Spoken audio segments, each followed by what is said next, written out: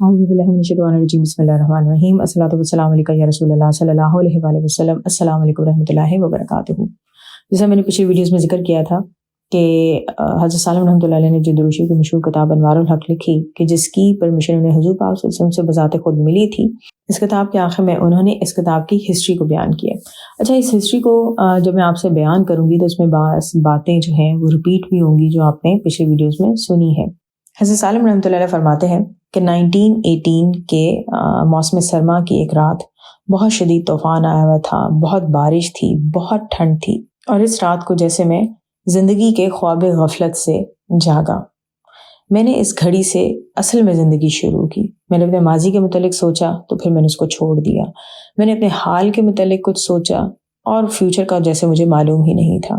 میں نے اپنے آپ کو بہت مشقت میں ڈال کر سوچا کہ میں اس زندگی میں کیا کروں، اور یہ مختصر سی عمر باوجود اس طویل رات کے کیسے گزاروں۔ سبحان اللہ، یہ سوال اکثر ہمارے ذہنوں میں آتا ہے کہ ہماری زندگی کا مقصد کیا ہے، یہ جو زندگی ہمیں تھوڑی سی ملی اس دنیا میں ہم نے کیا کرنا ہے۔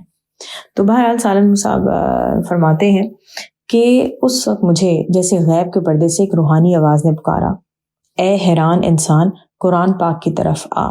تو میرے دل نے اس آواز کو قبول کر لیا، اور پھر میں نے ایک جلوہ نور محسوس کیا جو کہ میرے دل کو روشن کر رہا تھا۔ تو اس وقت سے میں نے قرآن پاک کو اپنی تنہائی کا ساتھی بنا لیا۔ مجھے اللہ تعالیٰ اور قرآن پاک کی طرف راحت اور اطمینان محسوس ہونے لگا۔ پھر میں نے سورہ سجدہ کو زبانی یاد کیا۔ مجھے نہیں معلوم کہ میں نے یہ سورت کیسے یاد کی، اور نہ یہ یاد ہے کہ خاص طور پہ میں نے سورہ سجدہ کو کیوں چنا۔ بہرحال ایک دفعہ میں نماز میں اسے پڑھ رہا تھا کہ کسی عالم نے مجھے سنا، اور اس نے مجھے اس وقت تک کے لیے اس کو پڑھنے سے روک دیا کہ جب تک میں کسی عالم کو سورہ سجدہ سنا نہ دوں۔ اور پھر اللہ تعالیٰ نے مجھ پر یہ کرم نوازی فرمائی کہ ایک عالم کی نگرانی میں نے بہت سی چھوٹی صورتیں یاد کر لی، اور میں زبان، دل اور وجدانی کیفیت کے ساتھ ان کو پڑھتا تھا۔ اس وقت پھر میرے دل میں حضور پاک صلی اللہ علیہ وسلم پر درود شریف پڑھنے کا ذوق پیدا ہوا، تو میں نے درود شریف کو وظیفہ بنا لیا اور گنتی کے ساتھ شروع کیا۔ اللہ تعالیٰ کی توفیق اور کرم سے 1000 مرتبہ صبح اور اسی قدر شام کو میرا ورد تھا، اور دن گزرتے گئے۔ پھر میرا تبادلہ ہوا، تو اب میری نوکری کچھ اس طرح سی تھی کہ میرے پاس کافی وقت تھا، تو میرا ورد 1000 سے بڑھ کر 5000 ہو گیا۔ ہر 2 ہفتے کے بعد مجھے 2 دن چھٹی کے آتے تھے، تو ان 2 دنوں میں 24 گھنٹوں میں میرا ورد 14000 تک ہو جاتا تھا۔ حضرت سالم رحمۃ اللہ علیہ لکھتے ہیں کہ اے پڑھنے والے، مجھے یوں معلوم ہوتا ہے کہ آپ درود شریف کا وہ صیغہ پوچھ رہے ہیں جس کے ساتھ میں نے اتنی زیادہ تعداد میں درود شریف پڑھ لیا۔ تو میرے جواب میں یہ 3 درود شریف ہے۔ پہلا درود شریف ہے اللہم صلی علی سیدنا محمد النبی الامی وعلی آلہ وصحبہ وسلم۔ دوسرا درود شریف ہے صلی اللہ علی محمد صلی اللہ علیہ وسلم۔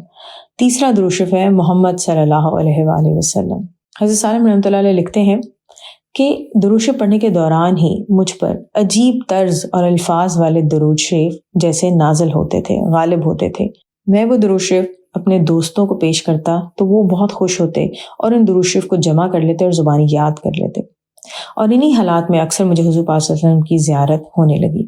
ایک خواب میں نے حضور پاک صلی اللہ علیہ وسلم سے پوچھا کہ سب سے افضل عمل کون سا ہے، تو آپ صلی اللہ علیہ وسلم نے فرمایا اعمال میں افضل عمل یہ ہے کہ نماز کا اس کے وقت میں انتظار کیا جائے۔ اسی طرح ایک دوسری خواب میں مجھے حکم دیا گیا کہ اللہ تعالیٰ کا ذکر کیے بغیر نہ سوؤں۔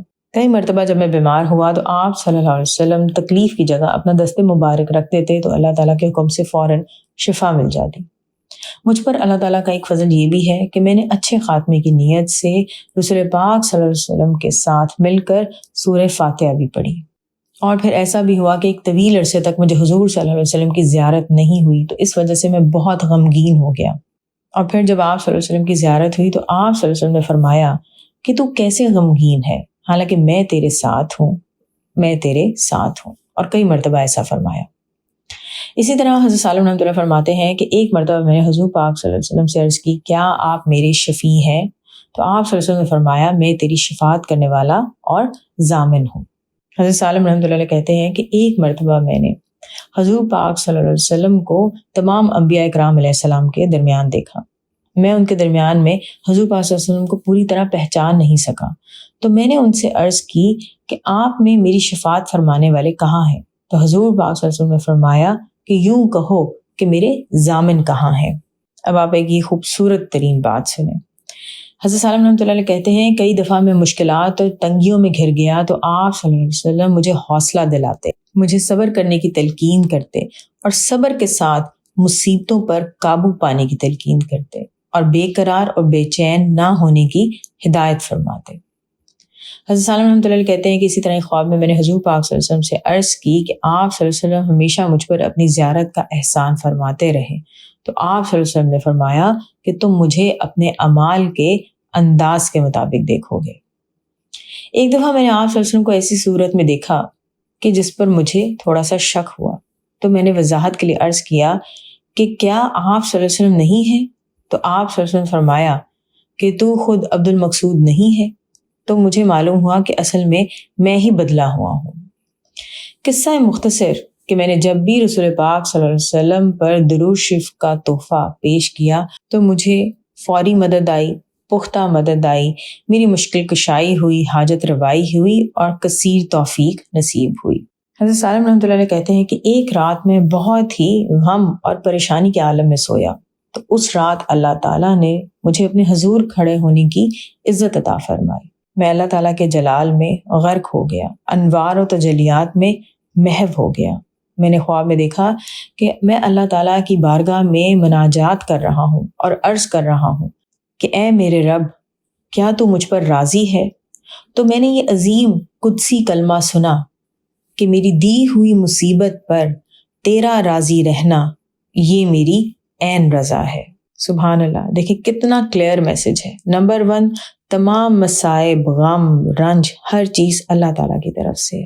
اور فائنل بات یہ ہے کہ اگر ان غموں پر، مصیبتوں پر ہم راضی رہیں گے، یعنی پھر بھی اللہ تعالیٰ کا شکر ادا کریں گے، مایوسی میں نہیں جائیں گے، ناشکری نہیں کریں گے، یعنی ہر حال میں راضی رہیں گے، تبھی اللہ تعالیٰ ہم سے راضی ہوں گے۔ حضرت سالم رحمۃ اللہ علیہ کہتے ہیں کہ اور بھی بہت سارے خواب ہیں جو میں بیان نہیں کر رہا، لیکن جو بھی خواب میں بیان کر رہا ہوں تو اے پڑھنے والے، ان خوابوں کو بیان کرنے کا میرا مقصد یہ ہے کہ تجھے محبت رسول صلی اللہ علیہ وسلم کی طرف لے جاؤں، جو کہ تجھے اللہ تعالیٰ کی محبت تک پہنچا دے۔ اللہ تعالیٰ نے فرمایا کہ تم فرماؤ اگر تم اللہ تعالیٰ سے محبت کرتے ہو تو میری اتباع کرو، تمہیں اللہ محبوب بنا لے گا۔ حضرت سالم رحمۃ اللہ علیہ کہتے ہیں کہ یہ سلسلہ اسی طرح چلتا رہا۔ 1928 میں پھر یہ ہوا کہ وہ تمام درود شریف جو میرے پر نازل ہوتے تھے مختلف الفاظوں میں، وہ میرے ذہن میں جیسے پھر سے اجاگر ہو گئے۔ 1930 میں میری ٹرانسفر ایک ایسے ادارے میں ہوئی جہاں پہ نوجوان مجرموں کے لیے اصلاح اور تربیت کی جاتی تھی۔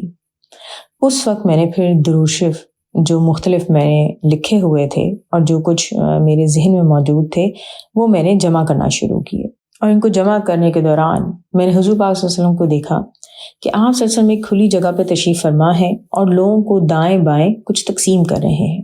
میں آپ صلی اللہ علیہ وسلم کے دائیں جانب کھڑا تھا۔ آپ صلی اللہ علیہ وسلم نے میری طرف دیکھا اور وہ دیکھنا کچھ اس طرح سے تھا کہ جیسے جو میرے دل میں تھا وہ آپ صلی اللہ علیہ وسلم نے جان لیا ہو کہ مجھے بھی آپ صلی اللہ علیہ وسلم دوسرے لوگوں کی طرح کچھ عطا کریں۔ تو آپ صلی اللہ علیہ وسلم نے فرمایا میں نے تمہیں ایک صفحہ دے دیا ہے جس میں سب کچھ ہے۔ تو میں جان گیا کہ آپ صلی اللہ علیہ وسلم کا اشارہ ان درودوں کی طرف ہے جو میں جمع کر رہا تھا۔ انشاءاللہ باقی نیکسٹ ویڈیو میں الصلاۃ والسلام علیکم یا رسول اللہ صلی اللہ علیہ وآلہ وسلم۔ السلام علیکم رحمۃ اللہ وبرکاتہ۔